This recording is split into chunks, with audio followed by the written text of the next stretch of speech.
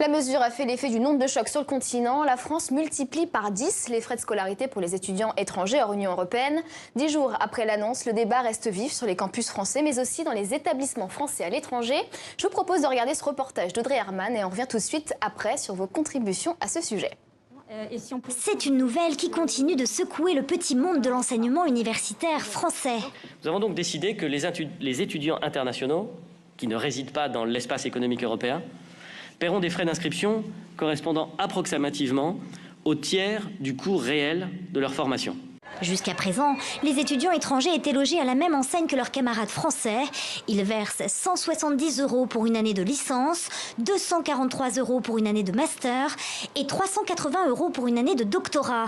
Les frais universitaires des étudiants extra-européens passeront dès septembre 2019 à 2 770 € pour la licence et 3 770 € pour les années supérieures. Un coût qui aura également des répercussions pour les étudiants de demain dans les lycées français de l'étranger. Alors on peut parler de scolarité menacée à la fois pour le supérieur et aussi pour le secondaire parce qu'aujourd'hui les familles qui font le choix de l'école française à l'étranger, c'est un vrai choix de la francophonie, de la France, d'un système de valeurs et les gens qui n'auront plus la certitude qu'ils pourront mettre leurs enfants dans le supérieur en France parce qu'ils n'en ont plus les moyens, vont remettre en cause aussi ce choix de l'enseignement français à l'étranger. Donc on va avoir un effet complètement pervers. Le président de la République souhaite doubler les effectifs du réseau de l'enseignement français à l'étranger d'ici 2027, à mon avis, au contraire, on va devenir moins attractif et on risque de perdre des élèves qui vont s'orienter vers un autre système. Mais au-delà de l'aspect purement financier, c'est toute une communauté de valeurs qui s'effondre. Ces gens-là, étrangers, ont côtoyé leurs camarades français pendant parfois 15 ans de scolarité et du jour au lendemain, on leur dit maintenant vous êtes exclus, vous ne faites plus partie de cette communauté, vous allez faire partie d'une communauté d'étrangers qui doivent payer 15 fois ce que vous payez. Une nouvelle mesure qui pourrait entraver le rayonnement de l'enseignement français à l'étranger. Quant à l'objectif comptable du gouvernement, il pourrait aller à l'encontre de la tradition française d'accueil des élites intellectuelles du monde entier. Alors comment expliquer une telle mesure drastique? Quelles seront les conséquences pour nos étudiants africains? Beaucoup de réactions à notre question de la semaine. Pour vous répondre, Hugues Moussi, chercheur à l'UNESCO, bonsoir. Bonsoir. La première contribution nous vient de Guinée-Conakry. Boubacar Binta Diallo nous dit « Seules les filles et les fils de dirigeants africains peuvent venir étudier en France. Les autres n'ont jamais eu l'opportunité. » Quel est le profil des étudiants africains qui viennent étudier en France, Hugues Moussi?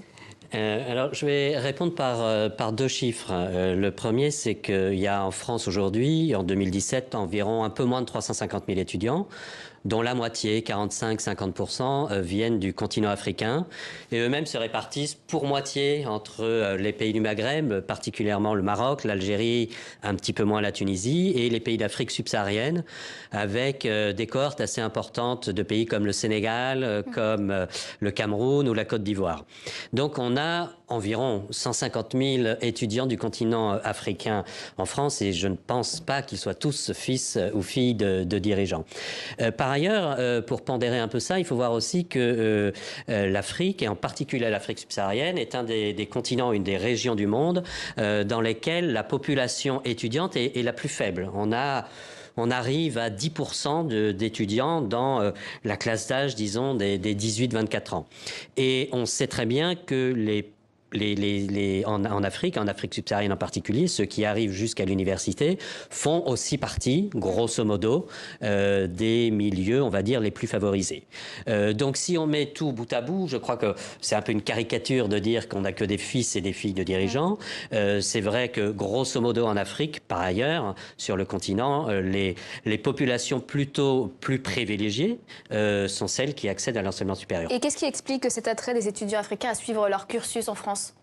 Je crois qu'il y a plusieurs éléments. Vous savez qu'il y a une vraie compétition internationale autour de l'enseignement supérieur que certains considèrent, on peut le déplorer ou s'en réjouir, comme un marché qui représente plusieurs dizaines de milliards de dollars par an. Et il y a deux grands ensembles qui expliquent pourquoi les étudiants choisissent un pays plutôt qu'un autre. Le premier, c'est, je dirais, le coût de la scolarité et le coût total de la vie dans un pays. Ça joue. Et puis le deuxième, c'est l'attractivité, donc la qualité, la réputation des universités et aussi la capacité à trouver des débouchés avec certains diplômes. Et donc, les étudiants internationaux, comme on les appelle, qui sont 5 millions dans le monde aujourd'hui. La France répond à ces critères? La France répond à ces critères, je pense, d'abord parce que la scolarité n'est pas très chère. D'autre part, il y a un certain nombre, la tradition universitaire française, même si la France est plutôt mal classée dans le classement de Shanghai, est assez forte. Et puis, il faut bien le dire, et on l'a vu avec le nombre d'étudiants qui viennent du continent africain, il y a aussi une relation qui est liée à l'histoire et à la francophonie. Alors, Bakore Dembélé à Bamako s'inquiète. Pour ceux qui n'auront pas les moyens de régler ces frais, que va-t-il se passer pour eux? Alors, personnellement, je ne sais pas ce qui va se passer. Ce qu'il faut voir, c'est le type d'accompagnement qui va pouvoir être apporté à ces mesures, en particulier en termes, par exemple, de bourse ou d'accès aux bourses. Ce que je peux faire, simplement, c'est donner une réponse sur la base de ce qui existe et de ce qui a existé. Il y a 3 pays de l'OCDE qui ont pris des mesures dans les 10 dernières années et pour soit baisser, mais je ne vais pas revenir sur cet exemple, c'est la Nouvelle-Zélande, soit augmenter les frais d'inscription. Le Danemark et la Suède en 2004 et en 2011. La Suède, par exemple, entre 2011 et 2012, a perdu 80% en flux annuel des étudiants internationaux qui venaient s'inscrire dans les universités suédoises. Alors pour elle, Hadj Ousmane Badamassi, la France veut tout simplement attirer les étudiants asiatiques. Pourquoi la France chercherait-elle à diversifier la provenance de ces étudiants étrangers? Alors, c'est une possibilité. Comme je disais, il y a une compétition internationale très forte. 200 millions d'étudiants dans le monde, 5 millions d'étudiants internationaux. Et les plus importantes cohortes d'étudiants internationaux viennent d'Asie. Avec les Chinois, il doit y avoir 750 000 Chinois qui sont des étudiants en mobilité, les Indiens, les Sud-Coréens. Et puis aussi, il y a d'autres pays, les Allemands ou les Saoudiens sont aussi des grosses cohortes d'étudiants étrangers. Donc je pense que tous les pays, en réalité, et tous les pays qui développent des politiques d'attractivité pour leurs universités, essaie d'attirer des étudiants de partout dans le monde, mais se fixe aussi sur les marchés, si je puis dire, où les cohortes d'étudiants les plus importantes, donc les étudiants asiatiques. Est-ce que c'est le but du gouvernement français? Ça, je ne peux pas parler en son nom, mais à l'échelle internationale, voilà un petit peu le tableau et où sont vraiment, je dirais, les viviers d'étudiants dans le monde. En tout cas, Brahima Cissé a son avis. Pour lui, cette mesure est une façon d'apporter des réponses face à la montée du populisme. Montrer que la France est aux Français, peut-on voir un lien entre ces mesures et le climat politique en France? Alors écoutez, c'est une question très politique. Je ne vais pas y répondre directement parce que je ne le saurais pas. Par ailleurs, j'ai fait des études d'histoire et j'ai tendance à penser que pour mettre des grands mots sur des événements, il faut peut-être attendre un petit peu. Ce que je crois, c'est qu'au niveau international, j'en reviens à cette idée, il y a une compétition et que les pays essaient, en fonction de leur capacité d'attractivité, de trouver les mesures entre attirer le plus grand nombre d'étudiants pour créer finalement de l'influence politique et en même temps couvrir les contraintes budgétaires qui sont celles des universités. Moi, je vois le débat pour l'instant technique à ce niveau-là. Certains, à l'image de Fofana Amso, pensent que les étudiants ont déjà tourné le dos à l'Europe. Ils préfèrent aller, par exemple, au Canada. C'est une réalité, ça? Alors, l'Europe, à l'échelle des étudiants internationaux, reste la première destination, avec essentiellement le Royaume-Uni, plus de 450 000 étudiants, la France, 350 000, l'Allemagne aussi, l'Italie, l'Espagne dans une moindre mesure. Mais c'est vrai que ces dernières années, le groupe des pays, je dirais, anglophones, en particulier le Canada et l'Australie, sont, alors ça dépend des chiffres, je vais peut-être faire un petit peu du mal à certains, mais sont passés devant la France.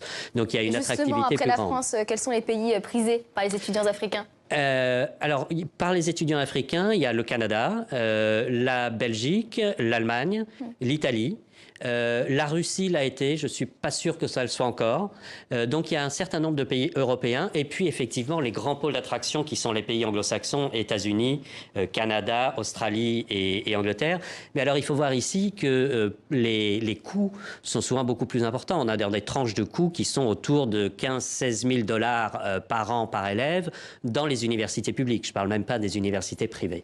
Ali Guindo à Bamako, ce pragmatique, selon lui, il faut apprendre de cette décision. Mieux vaut investir dans la recherche et développer les infrastructures en Afrique. Quelles sont les universités africaines qui tirent leur épingle du jeu sur le continent? Alors, dans le dernier classement de Shanghai, si on prend que ça comme critère, hein, qui date de 2017, il y a 500 universités classées dans le monde. Il y a 6 universités africaines, 5 en Afrique du Sud, à commencer par l'université du Cap, Witwatersrand, Stellenbosch, et une université en Égypte, qui est l'université du Caire.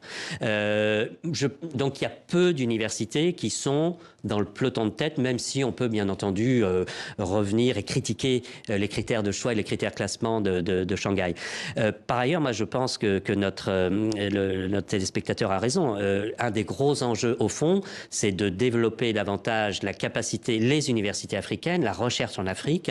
Il y a des mesures, je crois, qui sont prises dans ce sens. À l'UNESCO, nous, on essaie de travailler avec les pays africains pour développer les systèmes d'enseignement supérieur, notamment aussi les passerelles entre toutes les possibilités qui existent aujourd'hui dans le tertiaire.